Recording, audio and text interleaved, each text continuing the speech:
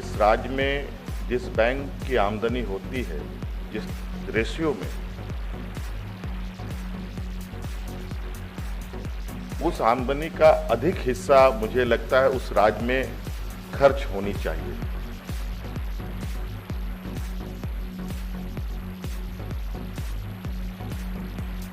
और इस व्यवस्था में लीडिंग बैंक थोड़े कमजोर जरूर दिखाई पड़ते हैं। कई कारण हैं, इस पर हम लोग और विस्तृत चर्चा करेंगे, लेकिन मुझे लगता है कि ये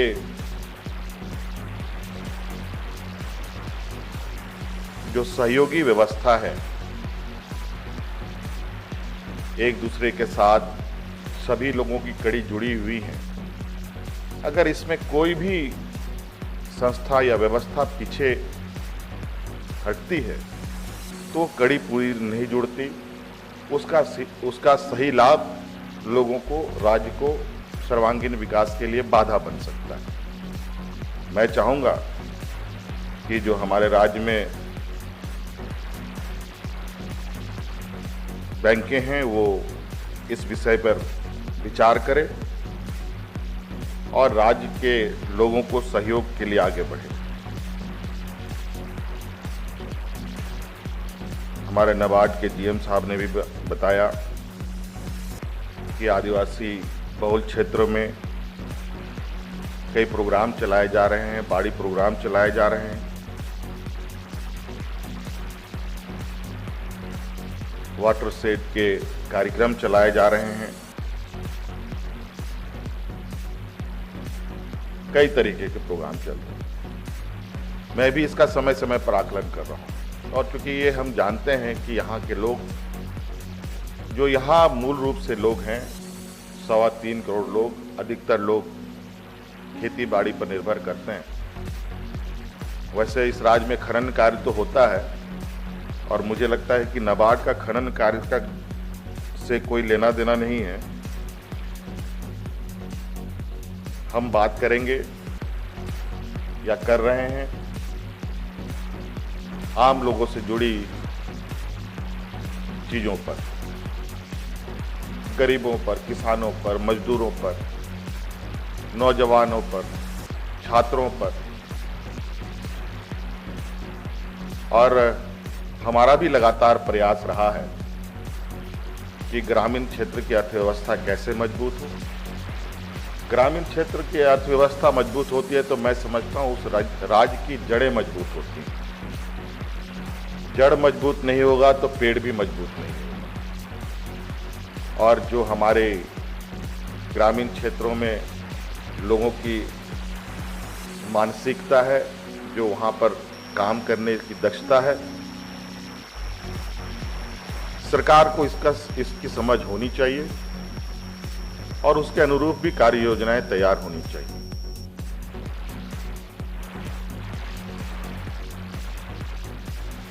हम लोगों ने कई बहुउद्देशीय कार्य योजना लॉकडाउन के दौरान भी प्रारंभ किए हुए थे। अभी कई प्रोग्राम के साथ आगे बढ़ेंगे, जैसे पशुधन वगैरह योजना हम लोग ला रहे हैं।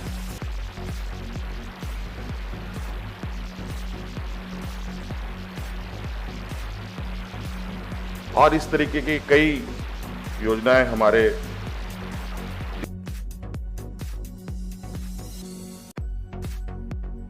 लोग, मैं समझता हूं कि ये आज का ये सेमिनार इस राज्य के लिए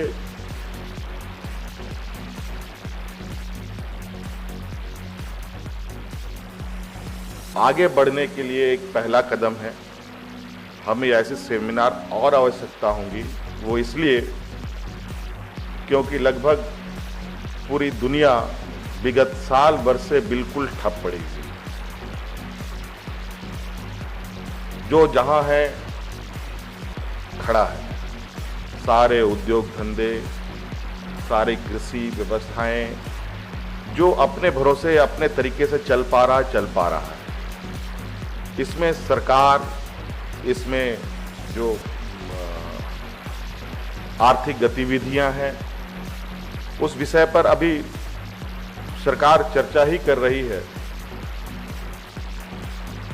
कुल मिला के कहा जाए, अगर हम अपने देश के पैमाने में देखें, कई राज्य बहुत आगे निकल चुके हैं, कई राज्य बहुत पीछे हैं, लेकिन संक्रमण के इस दौर में सब लगभग एक लाइन के आसपास आके खड़े हैं।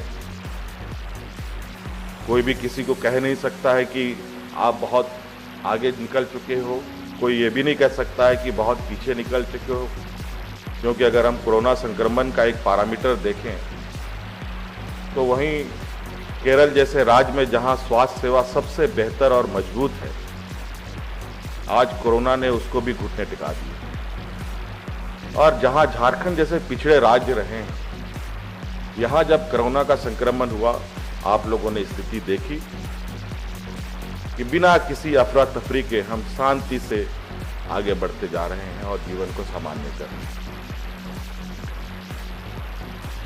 तो ऐसा नहीं है कि कहीं कोई बिल्कुल आगे है, कुछ में आगे है, कुछ में पीछे। तो अब मुझे लगता है जब अगली ये कहा जाए कि एक समय का बदलाव है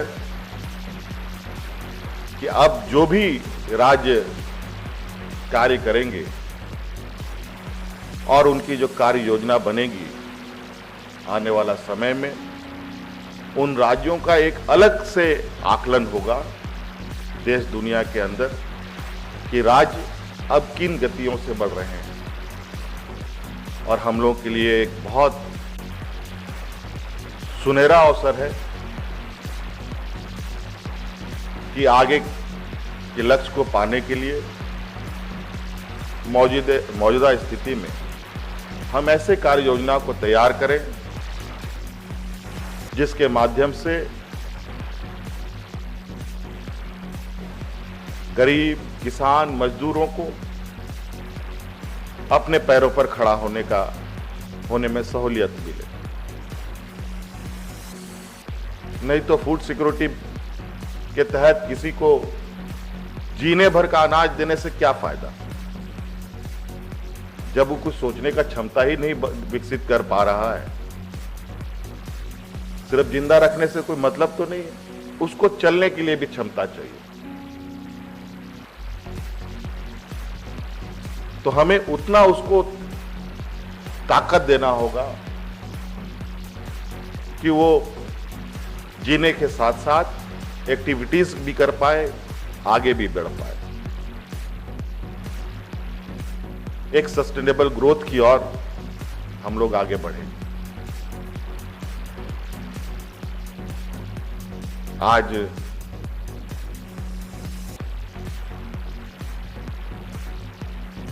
हम लोगों के लिए इस राज्य का तो सबसे खासियत यह है कि इस राज्य में कोई भी ऐसी चीजें नहीं है, मुझे लगता है,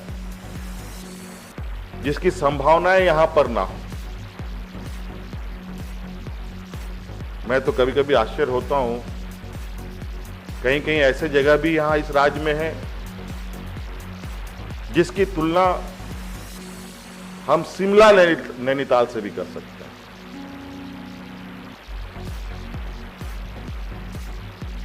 कुछ जगह तो ऐसे हैं जहां पर गर्म प्रदेशों के बराबर उसकी तुलना कर सकते हैं। तो ओवरऑल हमारे इस राज्य में 5 प्रमंडल हैं और पांचों प्रमंडल अपनी अपनी अलग अलग खासियत लेके बैठा है।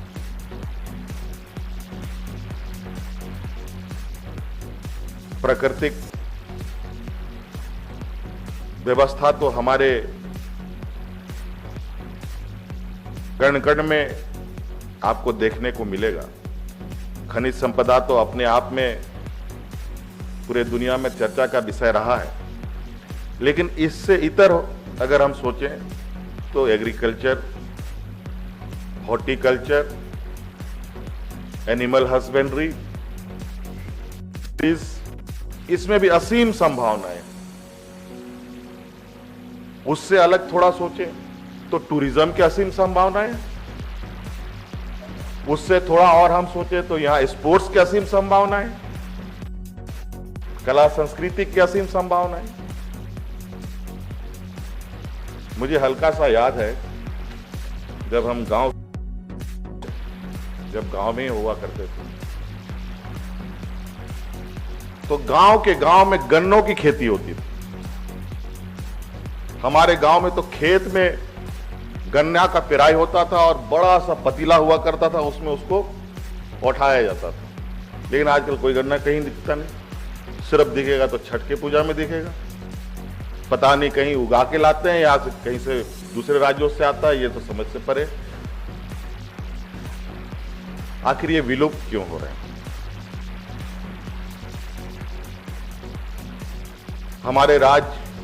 हमारा ये राज्य देश का सबसे बड़ा लाह उत्पादक राज्य रहा है। देश का पहला और आखिरी रिसर्च इंस्टीट्यूट हमारे ही राज्य में लाह का, लेकिन आज वो बीमार पड़ा है।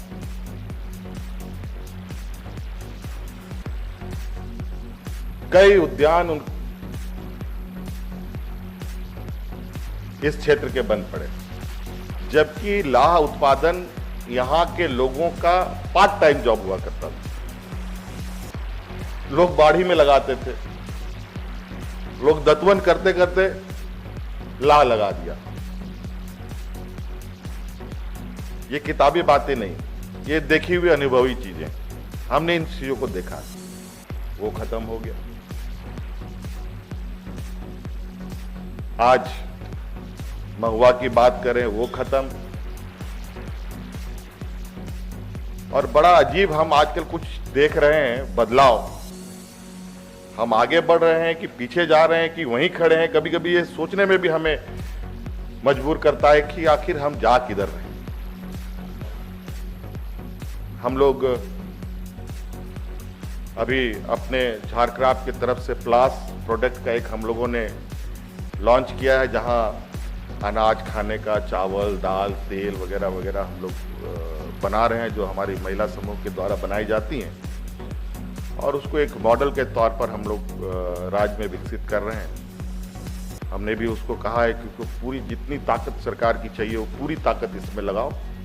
हमने ये भी कहा है कि उन सभी प्रोडक्टों को यहाँ जितने भी प्राइवेट बड़े बड़े मॉल्स हैं, बड़े बड़े रिटेलर्स हैं, उनके शॉप में अनिवार्य रूप से सरकार की तरफ से इनका स्टॉल लगना चाहिए, ताकि इनको भी आगे बढ़ने का मौका मिले। और ग्रामीण क्षेत्रों का चीज है, सबसे शुद्ध चीजें आपको मिलेंगी। अगर कहा जाए तो पूर्ण रूप से नहीं, आज के दिन में हर चीज में मिलावटी है, तो बाजार में जो मिलावटी है उससे तो कम ही मिलावटी मिलेगा, ये तो तय है। आज खान पान का असर मानव जीवन, मानव विचार में भी पड़ता है।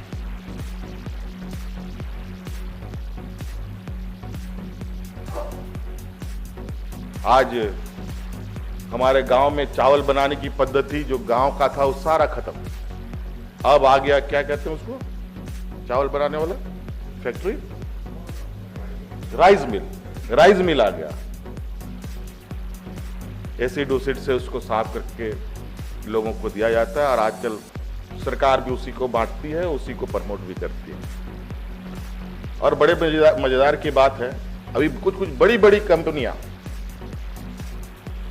ऑर्गेनिक फूड ला रही हैं। और क्या, छिलका युक्त चावल, छिलका युक्त दाल, छिलका युक्त चना, ये क्या है?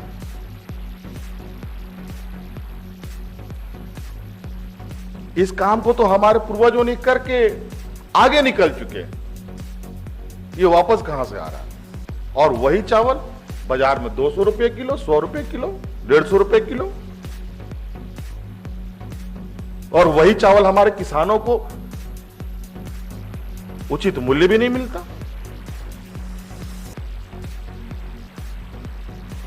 ये फॉर्मूला थोड़ा सा समझ से बड़ा बहुत कंफ्यूजन सा ये होता है, मालूम पड़ता है। हम राइस मिल को प्रमोट करें कि ट्रेडिशनल चावल प्रोडक्शन सिस्टम को आगे बढ़ाएं।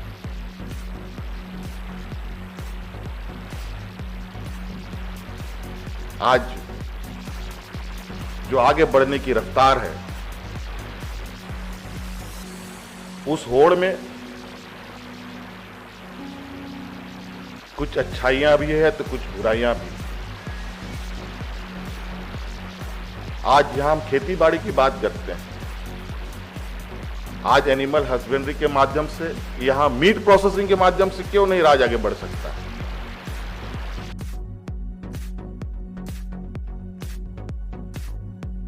ये हैचरी नहीं लगाई जा सकती है बड़े पैमाने, क्यों नहीं पिगरी फार्मिंग हो सकती है? आज दुनिया के लोग एक एक चीजों को पकड़कर अपने देश को एक अलग स्थान पहचान बना के बैठे।